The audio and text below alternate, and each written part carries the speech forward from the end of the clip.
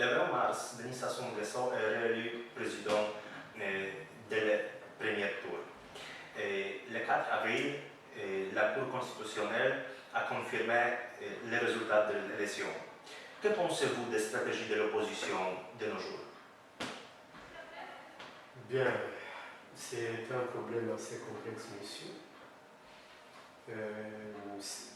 C'est vrai que selon les sources officielles, Denis Sassou Nguesso a été réélu président dès le premier tour.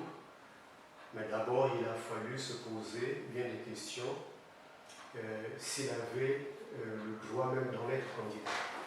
Voilà, c'est déjà une autre question, parce qu'on a passé beaucoup de temps sur cela au moment où la constitution du Congo a été changée par force, juste pour que Sassou Nguesso puisse être candidat pour un troisième mandat.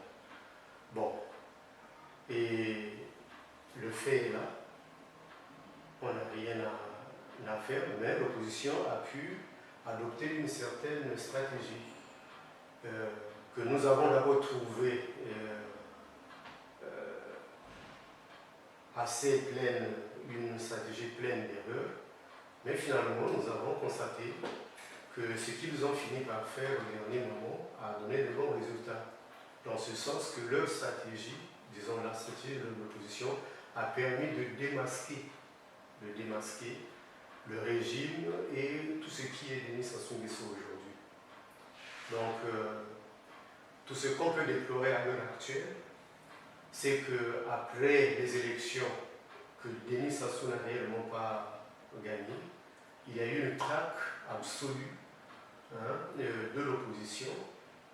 Les opposants et les résistants sont arrêtés. Et comme vous l'avez dit, le 4 avril, il y a eu un commencement, disons, d'une violence atroce dans le département du Poul. Donc jusque-là, rien n'a changé en réalité. Et même, curieusement, on est en train de constater que petit à petit, Sassou Nguesso est en train d'être oublié par la communauté internationale. Et il semble occuper la place qu'il a voulu avoir, mais l'opposition ne s'arrête pas. La résistance va continuer, l'opposition va continuer, et jusqu'à la victoire finale. Quelle est votre opinion sur la déclaration de la haute représentante des noms de l'EU concernant la situation politique en Congo-Brazzaville? Oui, cette déclaration a été à féliciter. Elle a eu du courage à pouvoir révéler les erreurs et les dérives justement du système. Mais la question qu'il va falloir se poser, c'est ce qui se passe aujourd'hui. On se demande bien si l'Union européenne a la même attitude que celle prise par la haute représentante juste après les élections. Parce que là, on a tendance à constater que l'Union européenne baisse le ton. L'Union européenne commence à parler d'un certain partenariat dans les relations avec le Congo. Or, qui représente le Congo aujourd'hui? C'est le régime dictatorial. Mais c'est des choses que nous devons tous dénoncer. Et je pense que les démocraties du monde devaient aussi voir cette question, à moins que tout le monde soit fatigué déjà et que nous reconnaissions qu'à l'heure actuelle, maintenant, il n'y a qu'une domination d'une certaine centralisation du pouvoir partout dans le monde. Le cas de la Turquie, on venait de suivre ce qui se passe là-bas. En Afrique centrale, presque rien n'a changé. Le Rwanda est là tout fort. Le Burundi reste. Il y a le Cameroun. Donc, il y a tellement de choses qui se passent qu'on ne sait plus vers où le monde va.